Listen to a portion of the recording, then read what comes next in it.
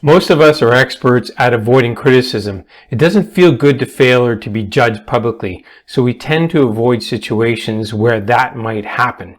And that's the biggest reason why you slip into motion rather than taking action. You want to delay failure. So in this video, I'm going to be sharing with you the difference between taking action and just getting into motion. Because when you understand the difference, you're going to do one versus the other so that you can make progress. Progress is motivation. When you're motivated, you're making progress. So it's easy to get into motion and convince yourself that you're still making progress. You know, I heard my client Julia say that I've got conversations going on with 3 prospects right now, so this is good.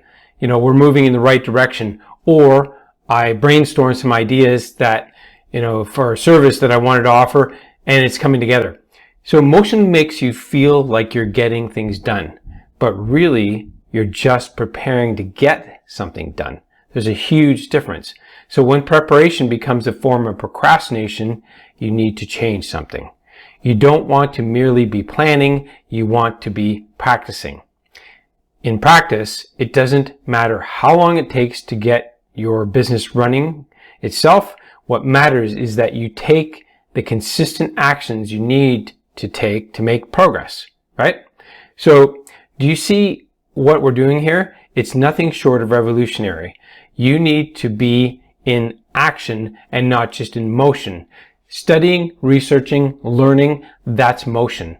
When you're in action, you're actually stepping forward. You're making progress. You're actually trying to make mistakes because mistakes tell you what to fix. If you don't make mistakes, then you're not trying hard enough. That's the key here. You have to notice that mistakes are critical to your development and growth. And if you're not making mistakes, then you're not taking action. You're actually just in motion. So stepping forward with your future goals, you need to think about them differently. You need to consider, am I in action or am I just preparing to take action? You know when you're taking action because you're a little anxious. There are things that are going on that are causing you to feel anxious. Like if you're doing a webinar, which I'm doing soon, and you can grab a link below and join that webinar, and it's going to be about how you can scale your business and removing 3 roadblocks. But if you're trying to build something or do something like a webinar, it's a bit scary because you don't know what people's reactions are going to be. So you don't do it oftentimes because you don't want to put yourself out there. Like I said, it's the fear of criticism, the fear of failure that stops us. So in order to overcome that, you just have to step forward and do it. You know, it's like bungee jumping. You step up on that platform and you're committed. You sign the documents and they know that you're going to jump and you literally are going to jump. You've probably watched videos or seen videos where people are on the platform and they're hesitating and literally the instructor pushes them off because they've committed to doing it. They're up there and there's no going back. You know, and well, maybe they didn't push them off, but you know, they were hanging on to the platform and they had to let them go because it's too dangerous to try to pull them back up. So that's what your life and your business is like. You need to just step forward, let your heart pound, let the butterflies come and get into action. If you just stay in motion, guess what? You're forever going to be in motion and never taking action. You're always going to be preparing for something, but not actually doing it. And that's the difference between people that are action takers, they take fast action, versus people that are just constantly thinking and overthinking and letting that 20-ton shield, that perfectionist shield. Brené Brown talks about the 20-ton shield that everybody carries around with them. We're carrying the shield around with us, trying to protect ourselves from dangers, protect ourselves from criticism, from failures, and we're carrying the shield around. We're trying to be perfect so that people don't have the opportunity to criticize us. But in reality, people are going to criticize you and people are going to look down on you. It doesn't matter. You ignore them. Choose not to participate. But don't stay in motion. Get into action. You have to constantly take action. Choose action over motion. I did this with a book. I wrote the book over 3 or 4 years, and then I lost motivation and I didn't publish it. And it just sat there. But this is a book that's valuable and it's necessary. Why? Because it's talking about current problems in the world, especially with the economy and with the money and people's perceptions about money. But if you don't take it and put it out there, then it doesn't do anything. So don't get caught in this loop, this feedback loop of doing nothing, of being in motion and always preparing, but not taking action. Because when you don't take action, then you are going to be in perpetual motion, and it doesn't feel good.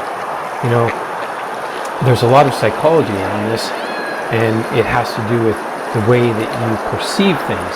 Because if your perception is that I'm doing great things, I'm taking action, and I can see progress, but if you don't see evidence of things moving forward and the action that you're taking producing a result, you know, there's always results at the end. There's always excuses and reasons or results. And they're like oil and water with each other. They don't mix. So you either have reasons and excuses and you're in motion, or you're taking action and you're getting results. You know, building muscles, you can see results, but it takes a lot of action. You know, you don't just suddenly get big biceps just by doing a few push-ups in a week. You know, you have to do weeks and weeks and weeks and weeks and weeks and weeks of push-ups. And I can attest to this. I've done tens of thousands of push-ups over the past few years. And it shows, not necessarily physically, but I can tell you that strength, and it shows because I was able to carry something. It was a basketball net and it was going to fall, and I was able to hold it. And in the past, I probably couldn't have held it because my muscles were not strong enough. So you see how this works? You need to take action, and it builds not only, we talked about physical muscles, but it builds mental muscles. It builds your action muscle. Because if you have a motion muscle, then you will always be in motion, and you'll be letting procrastination hold you back, and you'll be getting distracted, and you'll be focusing on things that are not going to produce results. And it's easy to get caught in that loop. For 10 years, I worked on my business. 10 years, and I was in motion, just in motion. I was taking some action, but little bits of action without actually, you know, making mistakes and stepping out there and being bold. You know, if you're going to be bold, you have to be confident and courageous. In order to be confident and courageous, you have to take action. You have to develop the competence.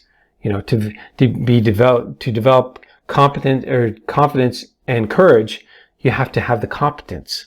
So you take action, and you take action, you make mistakes, and then you correct as you go forward. Think about a plane. You know, we have to build a plane before we fly it, but in our world, we have to build the plane as we fly it. We have to jump and grow wings on the way down. That's what we have to do in order to grow. And there's another great quote that states that if you're not living on the edge, you're taking up too much room. So people that like to live on the edge, like me, take action, make mistakes, and grow. You know, you learn by your making mistakes. That's how it works. You think about it. As a baby, you were learning to walk just by making mistakes, falling down, hitting your head and getting hurt and scraping your knee. And you just kept going. You didn't say, well, this isn't just for me. You know, maybe walking is for the really smart people, and I'll just keep crawling for now and drag myself across the earth. No, you actually learn to walk, and you learn to find ways to get up and stand and hold yourself up. And you know what it's like if you have children. You find furniture that you can hold yourself up and brace yourself on, and then you start moving around until you get the courage to stand, and then you take your first step. And that's how it works. So life is no different. You have to find what it is that you really want to do, what you're passionate about, and then stand up and take a first step. And if you make a mistake and you fall down, you get back up and you keep going. You know, if you ride bike, you know what it's like to fall down. Everybody falls down at some point in time. There's something on the road, or chains comes off and you fall off, you go over the handlebars, something happens and you fall down, and you don't just say, huh, that's not for me, and you shove your bike into the corner of the garage and never ride it again. You get back on and you ride again, and you keep trying, because you don't want to be somebody who can't ride a bike. You want to be known for somebody that rides a bike. And by the way, if you really want to put this into action, what you'll do is this. You will take action because you want to become a type of person. So think about this. But Dr. Benjamin Hardy talks about this, that you want to become, or actually James Clear talks about it as well in Atomic Habits. It's the person you want to become. Who do you want to become? So if you think about the person that you want to become, you will take actions to become that kind of individual. You will find a way to take action and step forward. So if you wanted to become a great leader in your business, in your industry, for me, it's coaching. So if I want to become a great coach, then I have to think about who that identity is, or who that future self is. And if there's somebody out there like a Todd Herman or somebody like that, that's a great coach, I can say, you know, who's the type of person that's like this? So if I want to become the world's greatest coach, then I have to look at others that have done this already, and then ask myself, who do I need to become the world's greatest coach? And then I'm just casting votes. I'm just taking actions. I'm making videos like this one. I'm writing newsletters. I'm running webinars. I'm doing all sorts of things that are casting votes towards me becoming the world's greatest coach. And as I take those actions versus being in emotion, then I will see what's working, what is tuning in, why are people watching and learning and listening and applying what I'm teaching. And then I can continue to build upon that, because now I am just becoming a future identity. Make sense? I'm just focusing on becoming a new and improved and better version of myself. But now I am casting votes by taking action. Instead of just being in motion, I'm taking action, and then I start to see results, and the evidence is going to be clear information that's telling me whether I am on the right path or not. If I'm not on the right path, then I should stop what I'm doing and reset, or get some help, or get some perspective or something, and then get right back on that path or a new one, and then keep going and keep building. Because you always want to be building your future identity. You want to be focusing on your future self. And you need to cast votes by taking actions that will create that future self, that future identity. Because if you're not doing that, and honestly, most people don't think like this. Entrepreneurs don't think like this. They don't think about their future self and their future identity. And guess what? They're now pushing uphill all the time, because they're going against themselves. They're in conflict with themselves. They're in conflict with their past selves and who they are and what people think of them. Meanwhile, their future identity is saying, come, let's have some fun. And they're not using that to their benefit. It's a pull. The future identity is a pull, but when you're trying to create your new self, that's a push. And we know that pulling is easier than pushing anything. You try to push something that's heavy versus pulling something. You know, if you've ever seen anybody pull something heavy like a car, there's some people that are really strong in this world and they can pull things. They will actually pull a car. They don't push it, they pull it. They can use their body weight to pull versus pushing. And it's the same thing. Let your future identity pull you. Let the weight of that future identity pull you up the mountain, so that you don't have to push up the mountain. You don't have to be like, you know, behind a big boulder trying to push your new identity up the mountain. Let that pull you. Think about your future identity, take action, and you'll take some motion as well. You do some learning and some practicing and so on, but eventually you have to put that into action. And once you put it into action, then you can get some amazing results. So one last thing I'll share with you, you know, if you put things into action, you can really change the world. You can make the world a better place and impact it. I've done it recently with a with my coaching program. I'm using this platform where my coaching program is all in one place. Every single thing in there. We're measuring performance and tactics, and we're taking actions and measuring every single week, and we're measuring wins and habits. Everything is in one place. And the beauty of having everything in one place is that you don't have to use any of your cognitive energy trying to figure out where things are. So I've created this amazing coaching system whereby you come in and it's like you're in one place, one room, and you do all of your work in that one place, and we measure your performance, and we look for progress, and we take steps and take actions and move forward consistently, persistently, always looking for the evidence of things working. If it's not working, we reset, or we find another angle and then take that path. But with a place that had, a system that has everything in one place, all your documents, all your communications, everything in one place, it makes it so easy to become a new and better version of yourself sooner and faster. If that's what you want. If you want to take the faster, shorter route, then fine. If you want to take the longer one and take 12 months or 2 years or 3 years to develop your business and your life and your future identity, then you can. But I've created a system that can do that. And it's all because I took action and built this so that anybody like you can come in and see everything in one place. All you have to do is log in, and you can join calls and complete your agenda and everything for the call, everything in one place. And that's because I took action. And the same thing with my physical being, taking action every single day, just 15 to 20 minutes every day of activity. That's all. That's all it takes. Some people think that I'm in my 40s.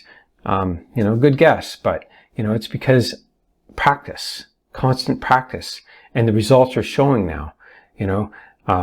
If you want to be healthy and strong and lean and light and have a great life and make impact people's lives, then you have to get yourself aligned. This is an information system. This is a fueling center, your stomach, and you need to put the right fuel in so that this information center can work at a high level.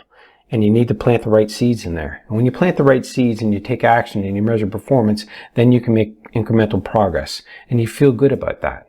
And once you feel good, guess what? You'll do more of it. Because when you, and Bob Proctor was my mentor, he taught me that if you start writing what you want and you start thinking about it, then thinking will cause you to feel, right? And then feeling causes you to take action. Action leads to reactions. And if you get a good reaction, you'll do it again. And then you'll keep going around those circles. And as you do this, you'll feel stronger, you'll feel brighter, you'll feel better, and you'll make progress. And like I said at the beginning, the greatest motivation is progress. And if you're not making progress, then you're not taking action. You're only in motion. So get out of motion, get into action, and look for the evidence. And then once you see the evidence, you'll see that you're building a future self, a future identity, and you'll get stronger, bigger, better, and you'll feel good. And your life will be so much better. You'll have a life worth living and a life worth dying for. So if you didn't get any value from this video, don't bother commenting, but if you did, go ahead. As always, thanks for watching, and I'll see you on my next video. Bye.